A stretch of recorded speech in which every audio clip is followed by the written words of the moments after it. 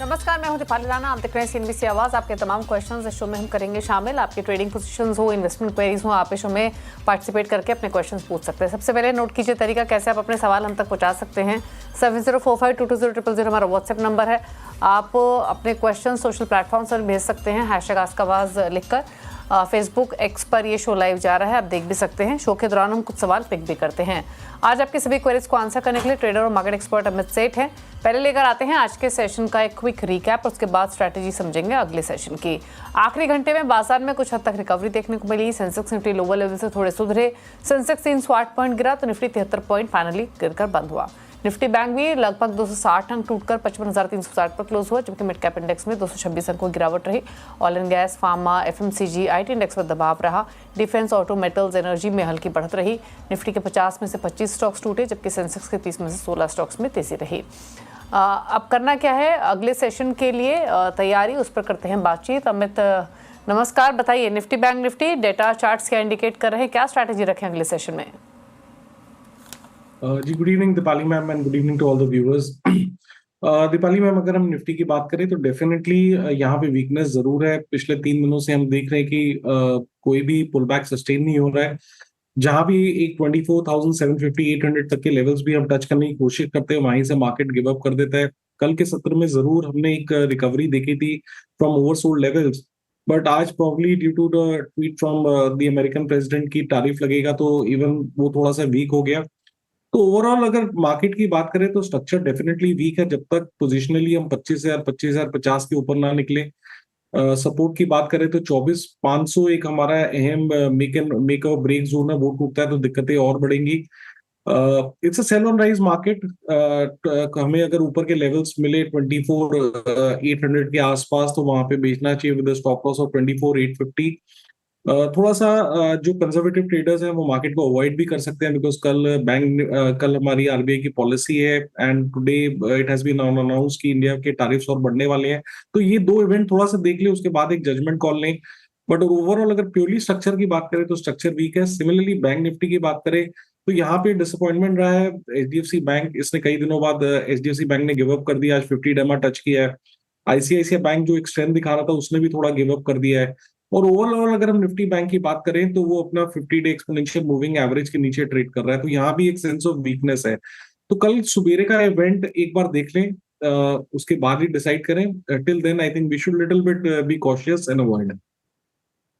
Okay, चलिए एक बार फटाफट से एफआईएस के आंकड़े और देख लेते हैं और उसके बाद ट्रेड्स पर भी करेंगे बातचीत। हालांकि एफआईएस लगातार बिकवाली की साइड ही रहे हैं और आज हालांकि क्वांटम एकदम से कम हुआ है, सिर्फ 22-23 करोड़ की बिकवाली की है। हालांकि डीएस जमकर खरीद रहे हैं और आज भी 3840 करोड़ की बैंक डीएस ने की। लेकिन अब बात करते हैं स्टॉक स्पेसिफिक। अमित, ट्रेड्स आपकी तरफ से? जी मुझे जिंदल स्टील एंड पावर का स्ट्रक्चर काफी अच्छा लग रहा है। यहाँ पे स्टॉक आज ने एक पुल बैक दिया 10 और 50 डेमा से। क्लोजिंग इसकी लगभग 1,000 रुपए के आसपास आई है। इसे बाय कर सकते हैं एक छोटे से स्टॉप लॉस के साथ। 990 का हमारा स्टॉप लॉस रहेगा और टारगेट्स रहेंगे 1020 के। ओके, चलिए तो ये रहे आपके लिए ट्रेड्स जहां पर आप पोजीशंस बना सकते हैं। लेकिन चलिए व्यूअर से करते हैं बातचीत। अंकुर पहले व्यूअर हमारे साथ कनेक्टेड हैं सवाल पूछने के लिए। अंकुर नमस्कार, बताइए सवाल अपना। मेरे पास यूनो मिंडा के शेयर है, 25 शेयर है, 845 रुपए के करीब भाव है। तो मुझे क्या करना चाहिए? मैं लंबे समय के लिए इन्वेस्टेड रहना चाहता हूँ। ओके, तो आपकी बाइंग 845 के यूनो मिंडा में? हाँ जी 845। ओके, 845 की बाइंग है। लॉन्ग टर्म का व्यू है इनका। 25 शेयर्स लिए हुए हैं, 1103 पर बंद हुआ, 250 रुपए का फायदा।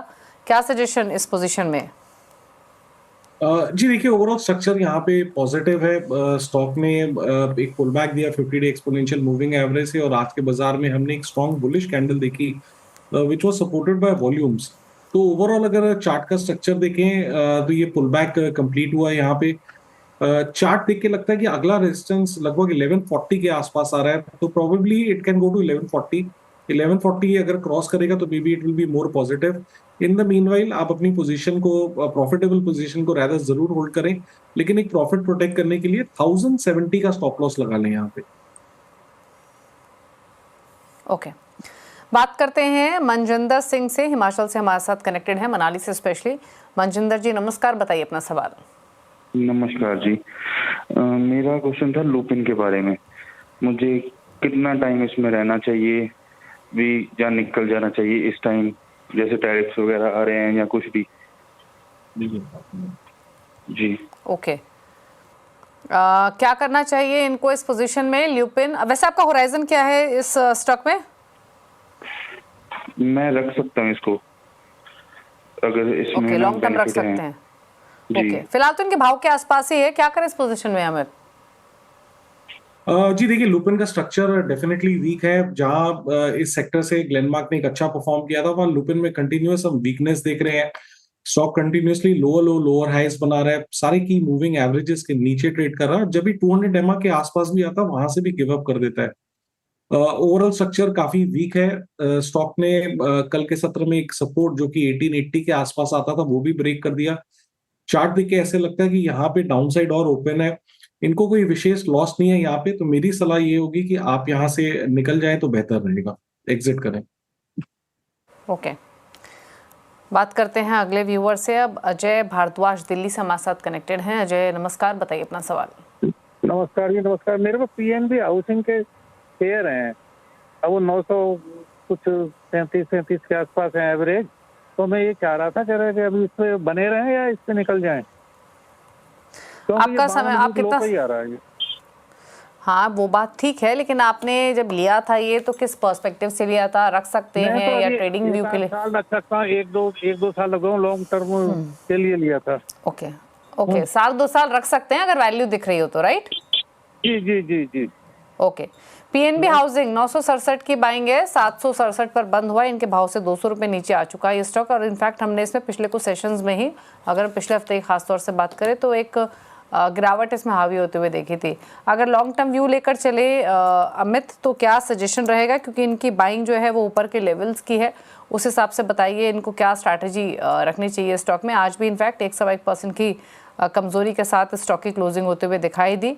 और जो गिरावट भी इनफैक्ट स्टॉक में हमने हावी होते हुए देखी थी पिछले हफ्ते के एंड में। दरअसल कई रिपोर्ट्स आई थी जिन्होंने कुछ कंसर्न्स जाहिर किए थे लीडरशिप अपॉइंटमेंट्स को लेकर। अब इनको करना क्या चाहिए इस पोजीशन में? जी ऑनेस्टली देखिए, news based sell off stock में 2 दिन पहले आया था, तो काफी अच्छा खासा क्रैक यहाँ पे आया है। स्ट्रक्चर स्टॉक का डेफिनेटली वीक है।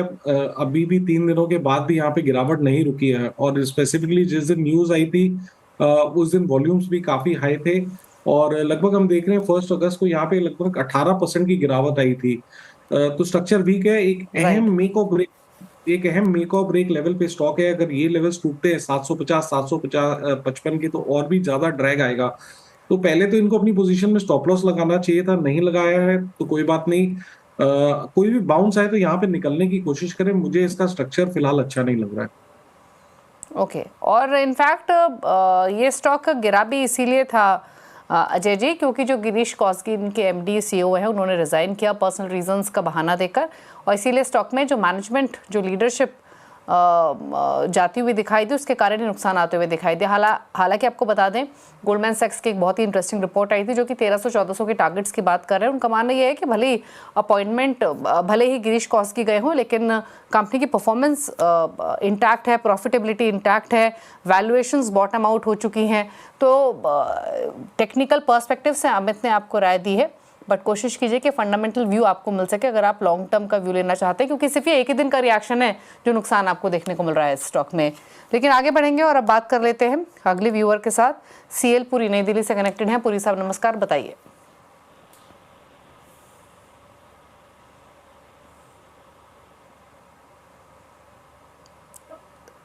सूरी साहब, आपको आवाज मिल रही है तो प्लीज अपना सवाल पूछिए। 2 PSU शेयर्स हैं इनके पास, और डिटेल्स इन्होंने हमारी टीम के साथ शेयर की थी अमित। कोचीन शिपयार्ड है 2000 शेयर, 2000 के भाव पे 15 शेयर्स। और भारत डायनामिक्स है 1929 की बाइंग है, यहाँ 50 शेयर्स हैं। क्या करें दोनों पोजीशंस में? एक मिनट, कोचिन शिपयार्ड है ना?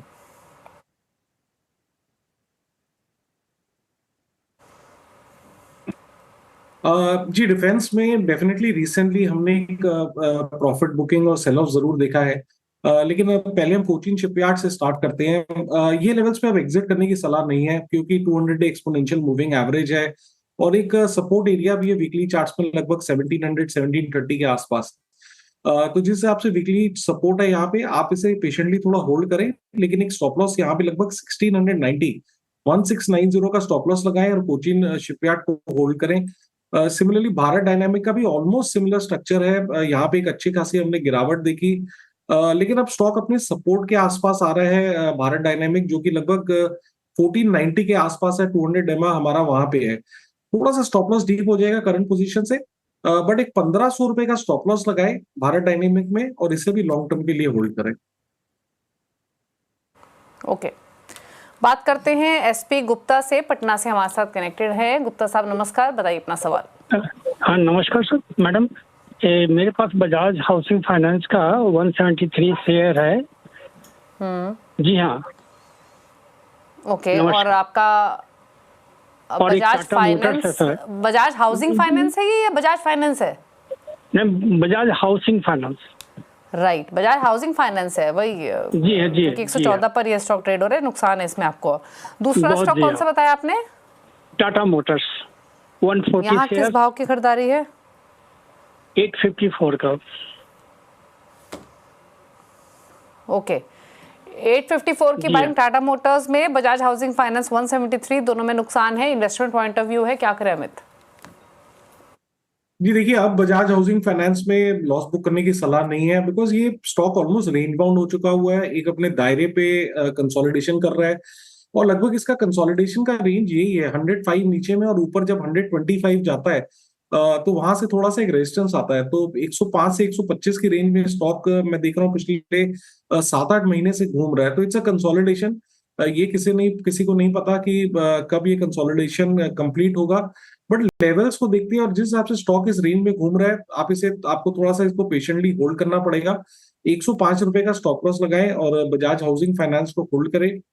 रही बात टाटा मोटर्स की, देखिए अगर आप एक्सट्रीमली लॉन्ग टर्म होल्डर है तो टाटा मोटर का एक स्ट्रॉन्ग सपोर्ट लगभग 550 से 600 रुपए के आसपास आता है। स्टॉक ने रिसेंटली एक अटेम्प्ट जरूर लिया था लगभग क्रॉस करने का लेवल्स ऑफ 740, वो थोड़ा सा फेल हुआ, फिर स्टॉक नीचे आया। तो मुझे लगता है ये कंसोलिडेशन अगले 2-3 महीने अभी जारी रहेगा। इन द मीनवाइल अगर आपका नजरिया लॉन्ग टर्म का है तो 600 रुपए का स्टॉप लॉस लगाएं और इसे होल्ड करें। ओके, बात करते हैं राघव से, अगले व्यूअर हैं राजस्थान से हमारे साथ। राघव नमस्कार, पूछिए सवाल। नमस्कार मैम। मेरा सवाल कंटेनर कॉर्पोरेशन पर है। मैंने कंटेनर कॉर्पोरेशन 650 के भाव पर 1000 शेयर ले रखे हैं और मैं होल्ड कर सकता हूँ 3 से 4 महीने के लिए। ओके, 3 से 4 महीने के लिए रख सकते हैं। कंटेनर कॉर्प, इनकी बाइंग है 650 की, 578 पर बंद हुआ, क्या सजेशंस?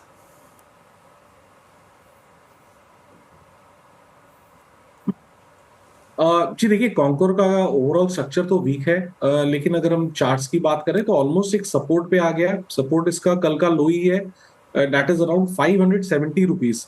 तो एक 570 का स्टॉप लॉस लगाए और इसे होल्ड करें, बट जहां इनका लॉस कम होता है यहां से निकलने की कोशिश करें। ओके, सुधीर से बात करते हैं, दिल्ली से कनेक्टेड है हमारे साथ। सुधीर नमस्कार, बताइए सवाल।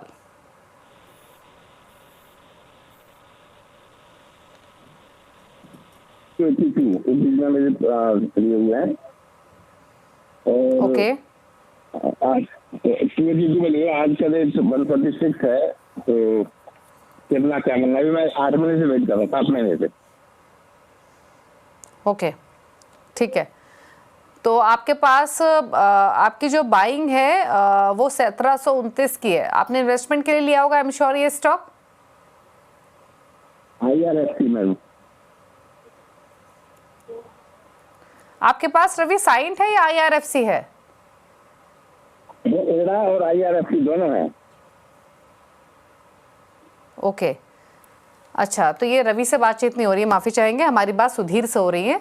सुधीर गर्ग जो हमारे अगले व्यूअर हैं, और इनका सवाल है आईरीडा पर और साथ ही IRFC पर। यानी IRFC में आपकी जो बाइंग है वो 207 की है और आईरीडा में 282 की, राइट? ओके, तो दोनों में ही आपको नुकसान हो रहा है, 72 रुपये पर शेयर का नुकसान IRFC में, आईरीडा में ₹22 का नुकसान पर स्टॉक हो रहा है, तो लॉसेस ठीक ठाक है। क्या करें इन दोनों पोजीशंस में, IRFC, IRIDA?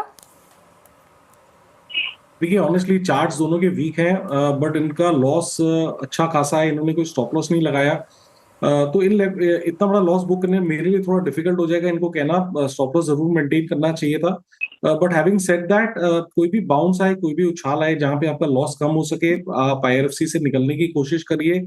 सिमिलरली अगर हम इरिडा की बात करते हैं, मैं अब ये तो नहीं कहूंगा कि इन लेवल्स में आप एक अपना लॉस बुक करिए, क्योंकि 138 140 इसका वीकली सपोर्ट और लास्ट टाइम स्टॉक यहीं से बाउंस किया था, तो आप एक 138 का स्टॉप लॉस लगाए, 138 टूटता है तो दिक्कतें बढ़ सकती हैं। 138 के स्टॉप लॉस के साथ होल्ड करें। यहाँ पे भी सलाह यही है कि अच्छा खासा लॉस है, स्लोली एंड स्टेडीली अगर कोई बाउंस आता है जहां इनका लॉस कम होता है तो निकलने की कोशिश करें। ओके, चलिए, तो ये रही सलाह आपके लिए। बात करते हैं रवि से, अगले व्यूअर है हमारे साथ। अब रवि नमस्कार, बताइए अपना सवाल। नमस्कार सर, मेरे पास साइंट लिमिटेड का 200 शेयर है 1729 के प्राइस में। मैंने लॉन्ग टर्म पर्सपेक्टिव के हिसाब से लिया था, 5 साल 10 साल रख सकता हूँ, तो ये 2200-2300 भी गया था, लेकिन कुछ मैनेजमेंट चेंजेस से नीचे आ गया, तो मुझे इसमें क्या एक्युमुलेट करना चाहिए या होल्ड करना चाहिए, स्विच करना चाहिए, इसके लिए गाइडेंस चाहिए। क्या करें, साइंट में नुकसान तो ठीक ठाक है, IT स्टॉक्स नीचे आए हैं, फिर चाहे वो मिड कैप हो या दिग्गज IT स्टॉक्स हो, इसीलिए इनको भी नुकसान हो रहा है। ₹521 का नुकसान हर स्टॉक पर। क्या करें इस पोजीशन में अब? जी यहाँ पे भी अच्छा खासा नुकसान है इनको। डेली चार्ट्स की बात करें तो स्ट्रक्चर वीक है, कंटिन्यूसली स्टॉक ने अपनी की सपोर्ट लेवल्स ब्रेक किए हैं, की मूविंग एवरेजेस के नीचे कंटिन्यूसली ट्रेड कर रहा है। इनफैक्ट अगर देखें तो सारा IT सेक्टर ही थोड़ा बहुत प्रेशर में रहा है रिसेंटली, लेकिन सपोर्ट रेजिस्टेंस की बात करें तो ऑलमोस्ट वीकली जोन पे स्टॉक सपोर्ट पे आ गया है। 1120 रुपए का एक स्टॉप लॉस लगाया है, इसे होल्ड करें, बट ये स्टॉप लॉस आपका काफी स्ट्रिक्ट रहना चाहिए because it is quite a strong make और ब्रेक लेवल। 1120 टूटता है तो दिक्कतें बढ़ेंगी। अगर स्टॉक को रिवर्स करना है तो यहीं से रिवर्स करेगा, नहीं तो दिक्कतें बढ़ सकती हैं। सो 1120 का आप एक स्टॉप लॉस लगाएं और इसे होल्ड करें। एक स्टॉप लॉस लगाकर होल्ड करने की सलाह है। रुचि है अगली व्यूअर दिल्ली से सवाल पूछने के लिए। रुचि नमस्कार, बताइए क्या सवाल है आपका? 5600 में, तो ये लॉन्ग दोबारा बताएंगे प्लीज, कौन सा स्टॉक है, किस लेवल की बाइंग है? टाटा एलेक्सी है 5600 में, 50 शेयर्स हैं, 50 शेयर्स, तो ये लॉन्ग टर्म के लिए सही है? ओके, लॉन्ग टर्म व्यू है टाटा एलेक्सी में, ₹350 का फायदा फिलहाल, क्या करें? जी आई थिंक मुनाफे में ये यहाँ पे है, और अगर डेली के चार्ट्स की हम बात करें तो ये स्टॉक ने भी जो रिसेंट रैली आई थी 200 EMA पे जाके इसने होल्ड किया। प्योरली अगर हम ट्रेंड की बात करें तो डेली ट्रेंड वीक है, क्योंकि लोअर लो लोअर हाइज बन रहे हैं। वीकली ट्रेंड भी वीक है। रेजिस्टेंस लगभग स्टॉक का 6300 6200 के आसपास आता है, वहीं पे स्टॉक ने रेजिस्टेंस लिया और वापस अपने लेवल्स गिव अप करने शुरू किए हैं। तो मेरी सलाह तो एक बार ये है कि आप अपना मुनाफा बांधे फॉर द टाइम बीइंग और इस काउंटर से एग्जिट करें।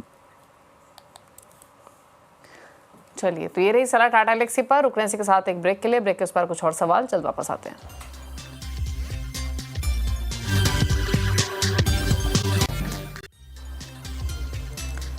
आप देख रहे हैं CNBC आवाज। अमित सेठ बने हुए आपकी क्वेरीज को आंसर करने के लिए कुछ सवाल पिक करते हैं सोशल प्लेटफॉर्म से। और एक सवाल हमें भेजा है भुवन ने, अल्ट्राटेक सीमेंट, लेवल्स उन्होंने मेंशन नहीं किए, बट एक टेक्निकल चेक लेना चाहते हैं, बताइए।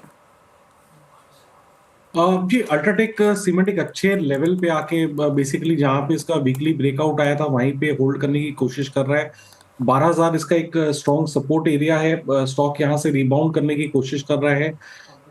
इनफैक्ट आज के सत्र में स्टॉक ने 10 और 20 EMA during first half cross भी किया था, लेकिन उसका थोड़ा सा गेन्स गिव अप कर दिए। लेकिन ओवरऑल स्ट्रक्चर की बात करें तो काफी पॉजिटिव स्ट्रक्चर है। यहाँ पे बने रहने की सलाह है। स्टॉप लॉस आप लगा के रखे लगभग 12,000 रुपए का, 12,000 का स्टॉप लॉस लगाएं और इसे होल्ड करें। ओके, और क्वेश्चंस लेते हैं। और एक सवाल हमें भेजा है सरोज ने, टाटा टेक्नोलॉजीज पर सवाल है। 831 की बाइंग है, लॉन्ग टर्म व्यू है, पोर्टफोलियो स्टॉक है, एवरेज करने का भी सोच रहे हैं, क्या सजेशंस? देखिए जी, जैसे कि मैंने बाकी मिड कैप IT के बारे में बात कही, टाटा टेक्नोलॉजी का भी स्ट्रक्चर कोई खास विशेष पॉजिटिव नहीं है। मई के मंथ में हमने जरूर यहाँ पे एक पुल बैक देखा था। स्टॉक ने हाई बनाया लगभग 800 रुपए का, और वहां से हम वापस एक ड्रैग और गिरावट देख रहे हैं। और इस गिरावट में हमने ये देखा कि 10, 20 डेमा, 50 डेमा फिर से ब्रेक हो गया है। तो there is a good possibility कि ये स्टॉक वापस 635-40 रिविजिट कर सकता है। तो बेटर यही है कि आप यहां से एग्जिट करें। ओके, बात करते हैं निवेदिता पटवारी की। इन्होंने एक सवाल भेजा है, 2 स्टॉक्स पर सुजलॉन 6740 की बाइंग है, वोडाफोन आइडिया 7 रुपीज़ की बाइंग है और आईटीसी पर भी एक राय चाहिए शॉर्ट टर्म के लिए।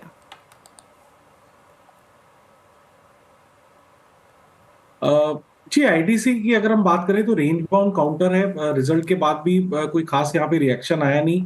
लेवल्स की बात करें तो नीचे 400 और ऊपर 425-30 के लेवल पे ये स्टॉक कंसोलिडेट कर रहा है। जब तक स्टॉक 435 के ऊपर नहीं निकलेगा, यहाँ पे एक बुलिश ट्रेंड इमर्ज नहीं होगा।